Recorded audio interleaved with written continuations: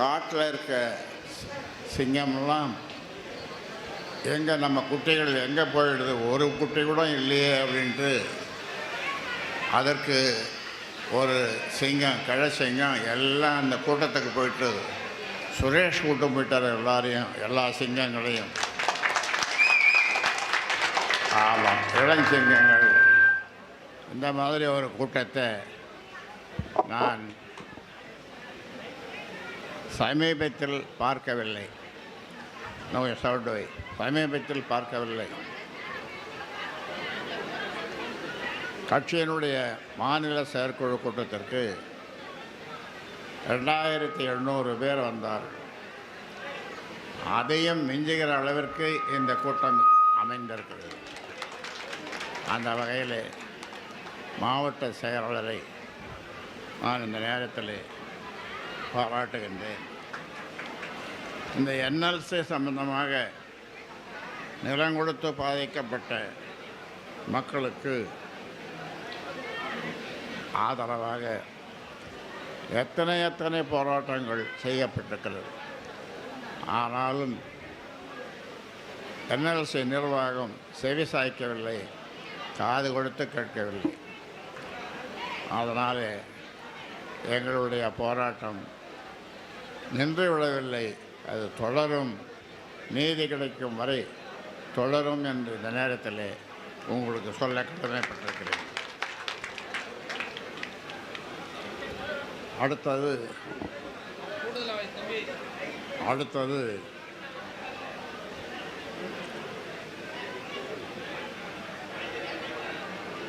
உங்களுக்காக, உங்களுடைய முன்னேற்றத்திற்காக, தமிழ் மக்களுடைய முன்னேற்றத்திற்காக,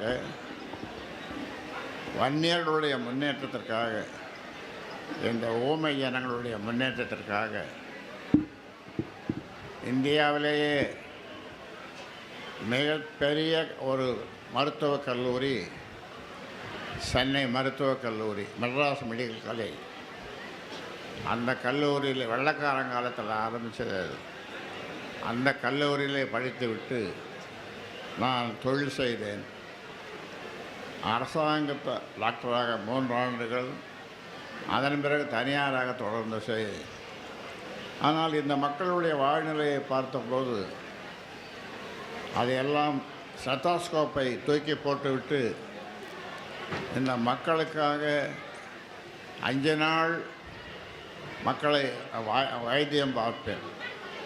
அந்த பணத்தை எடுத்துக்கொண்டு 2 நாள் ஊராக போவேன். எனக்கு மதியான சாப்பாடு 5 மணிக்கு போடுவாங்க, ராத்திரி சாப்பாடு அதிகாலை 3 மணிக்கு போடுவாங்க.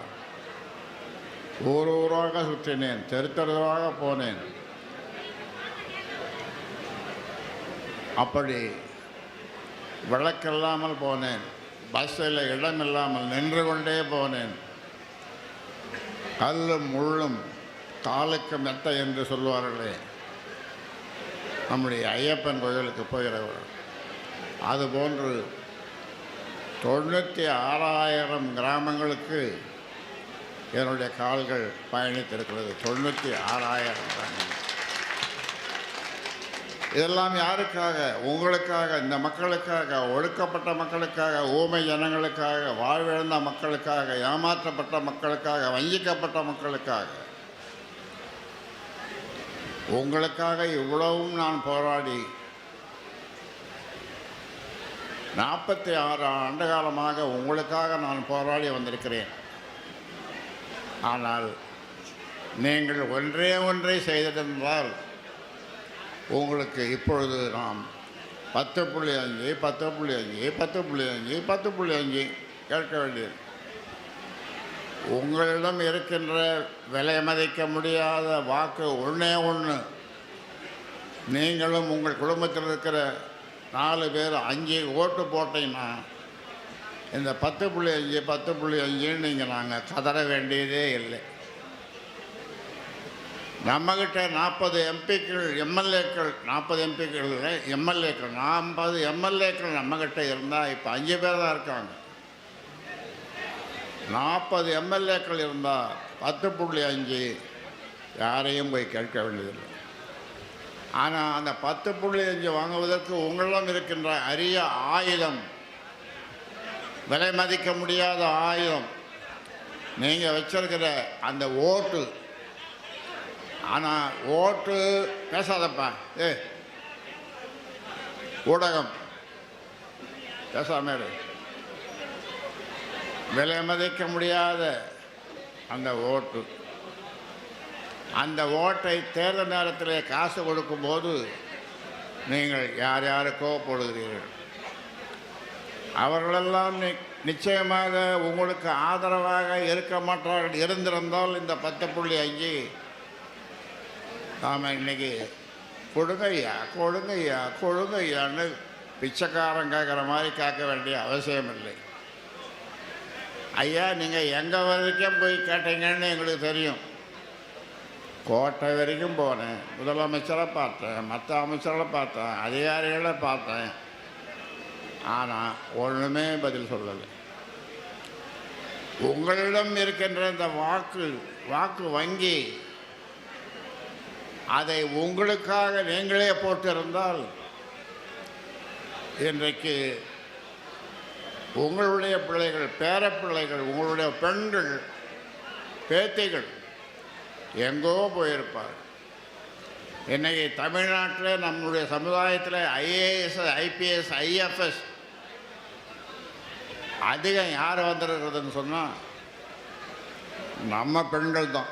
கலெக்டராக வந்திருக்குது, ஃபாரஸ்ட் ஆஃபீஸராக வந்திருக்குது. உங்கள் மாவட்டத்தில், மருங்கூர் மாவட்டத்தை சேர்ந்த ஒரு குடும்பத்தில் ஒரு ஐஏஎஸ், ஒரு ஐபிஎஸ், இன்னொரு பையன் அவனும் வருவான் கலெக்டராக.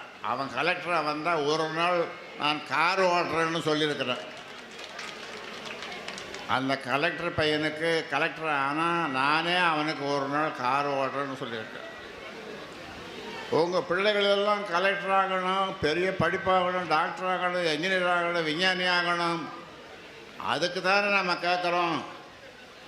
ஆனால் இப்போ என்ன பண்ணுறாங்க, சூரத்தேங்காய், ஒரு தேங்காயை உடைக்கும் போது நீங்கள் பிள்ளையாருக்கு தேங்காய் உடைப்பீங்க, எப்படி உடைக்கிறாங்க, ஊக்கி இப்படி சுற்றி உடைக்கிறான், எல்லாம் பொறுக்கிக்கிறான்.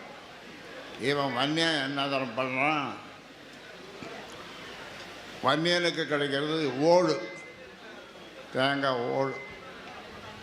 அவன் போய் பொறுக்கிறான், தேங்காய் ஓடு இவனுக்கு கிடைக்குது.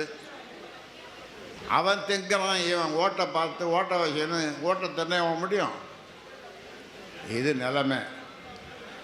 அதனால் உங்களுக்கு சொல்லுகிறேன், நாங்கள் இந்த முறை ஒட்டுமொத்த வன்னியர்களும் பாட்டாளி மக்கள் கட்சிக்கு ஐயா சொல்கிறவங்களுக்கு நாங்கள் நிச்சயமாக ஓட்டு போடுவோம். எவ்வளவு காசு கொடுத்தாலும் நாங்கள் ஏமாற மாட்டோம். இந்த காசு 500, 1000, 2000 நாங்கள் எங்கள் வாழ்க்கையில் பார்த்ததே இல்லையா? எங்கள் பிள்ளைகள் படிப்பு, என் பேத்தி, என் பேரன் படிப்பு தானே முக்கியம். நான் இவன் கூப்பிட்டா 300 அங்கே போய் 2 மணி நேரம் அந்த கூட்டத்துக்கு போயிட்டு, இவன் கூப்பிட்றான், அடுத்தது இன்னொருத்தவன் கூப்பிட்றான், 350 கொடுக்குறோன்னு கூப்பிட்றான், அங்கே ஓடி, அதுக்கு இன்னொருத்தவன் கூப்பிட்றான், 400 கொடுக்குறான், அங்கே வாங்குறான். இதெல்லாம் ஒரு குழப்பா? உன்னுடைய வீடு 10 எரியுது, உன்னுடைய வீடு 10 எரியுது, அதை அணைக்க 2 சொம்பு 2 குடம் தண்ணி ஊற்றாம எவனோ காசு கொடுக்குறான்னு ஓடுறிய. அந்த காசு அவனுக்கு எப்படி வந்தது உனக்கு தெரியுமா? எப்படி வந்தது? அது உன் காசு தான். உனக்கு கொடுக்க வேண்டிய காசை மறுபடியும் உனக்கே கொடுக்குறான் லஞ்சமா. ஓட்டு ஒன்று போடுங்க, ஒரு ஓட்டு ஒன்று போடுங்க, உங்களுக்கு நாமத்தை நல்லா சாத்துறங்க. ஓட்டு போட்டிங்கன்னா நாமம் சாத்துவோம், பட்டை நாமம், சாதாரண நாமம் இல்லை, பட்டையா.